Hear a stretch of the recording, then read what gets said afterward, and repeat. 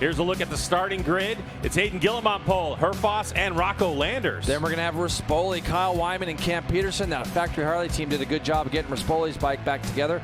Baz, Bradley Smith, Tyler O'Hara, Wyman, West, and Flinders. Bradley Smith, I believe, is a scratch, and Travis Wyman is actually on Bradley Smith's Factory Harley for this race. Yeah, he certainly is, and there was an incident earlier on, and we wish Bradley Smith a speedy recovery. All right, 9 laps scheduled for Mission King of the Baggers here at Mid-Ohio. You'll notice that there's some oil dry off the back straightaway. We'll tell you more about that when we get there. Wow. So away we go racing. Herfoss with the start, Greg. I mean, it looked like he just got that thing launched absolutely perfect. The guy I think everybody's worried about is the 69 of Hayden Gillum. He is showing some real pace, and is he going to make this pass? He does. He makes the pass immediately on Herfoss. So for Hayden Gillum now, who has just come off riding a Superbike, so he knows track conditions, doesn't he? He knows track conditions. He's got to try 9 laps on this bagger, and he's already starting to pull away a little bit. You got Rispoli there in 3rd spot, and I'm trying to just figure out who is in 4th at the moment. All right, so we're going to come down the back straightaway here. This is normally a place where people are going to attack on the brakes. As we get into the braking zone, you can watch the 69 tip it in, and you'll notice that oil dry right there. Some riders are going to go inside and outside of it, but for Hayden Gillum, that's the track knowledge that Jason was talking about. He's got a lot of it in this field of Mission King of the Baggers because he was on that Superbike. You can see the oil dry left on the track. Now from this point forward, it's a really good racetrack to race on, but Hayden Gillum, boy, Jason, it was the mid part of the carousel way back a few corners ago. He was able to get that bike off the corner compared to the number 1 of Herfoss, and this is the lead he's enjoying at the moment on lap number 1 of 9. Yeah, but let's talk about Troy Herfoss for a minute. This guy never gives up, Greg. The win he had in the 2nd race at MotoAmerica will go down as one I'll always remember. He is a fighter, so he is going to pace himself based off of what he sees Hayden Gillum able to do, and these guys all know that Gillum just got off the racetrack, so he's going to have a little bit of an advantage. Now that's Cam Peterson. That's who I didn't recognize in 4th. So for Cam P, scan the flow code or visit nxtbets.com/playma to see what's available in your location. Sign up, claim exclusive bonuses, and make your picks now.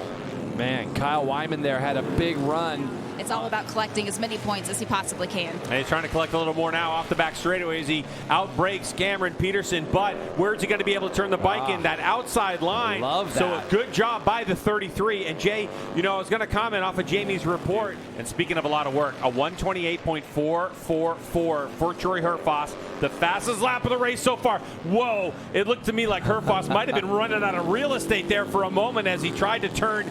Baggers out at the racetrack was back at WeatherTech Raceway Laguna Seca. Both of those races, Hayden Gillum was unable to finish. They struggled with transmission issues and blowing them up all weekend long. The team went and tested just last week, and they were able to fix the problems that they had. An Australian named Troy Herfoss, who has 3 Australian Superbike titles to his credit. What a battle we have up front with less than 2 laps to go. Yeah, so he's going to know how to get through either if the inside line opens up or the outside line opens up. And now Kyle on the back Wyman. Of his best lap of the well, close, a 129.0 for Kyle Wyman. He's now moved himself around his teammate Rispoli into 3rd place. So a podium position for your championship points leader. But here we go to the final lap. The white flag is flying here in Mission King of the Baggers, race number 1. Yeah, so now we got to try to decide where's Troy going to do this, because he's really good through here. He'll pull up onto the back of Hayden by the time we get up to the top of this hill on turn 2.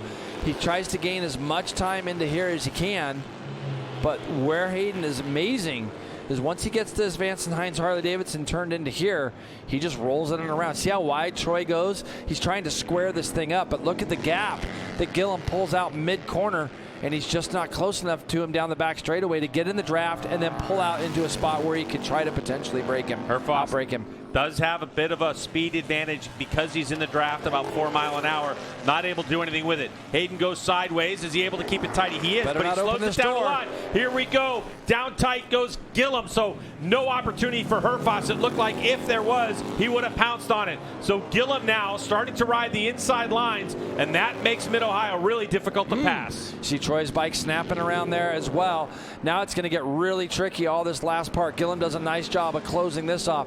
Troy's going to get a big run on the exit of coming out of Thunder Valley. Now Gillum's got to just be really tidy in here. Very hard to pass down through this area. He's got to get the bike back over to the right side of the track and basically put this Harley in the grass almost, Greg, to control his apex speed through here, and Hayden should have this one. Final couple corners to go. Does the Indian have the squirt off the corner to challenge for the line? Onto the front straightaway we go. Checkered flag flies, and it's going to be Hayden Gillum with his win over Herfoss. And here comes the factory Harley Davidson of Kyle Wyman and James Rispoli. These baggers are hard to pass. They're wide bikes. Yeah, and obviously on the run down in towards turn 6 where we saw the compound down as well, the riders haven't decided if you go wide or tight on the entry, and we saw Herfoss a couple of times trying different things as well. He was willing to put it on the line, and that last margin of victory for Gillum, just a 1/10 of a second over Herfoss. Wyman, Rispoli, Campy, Loris Baz.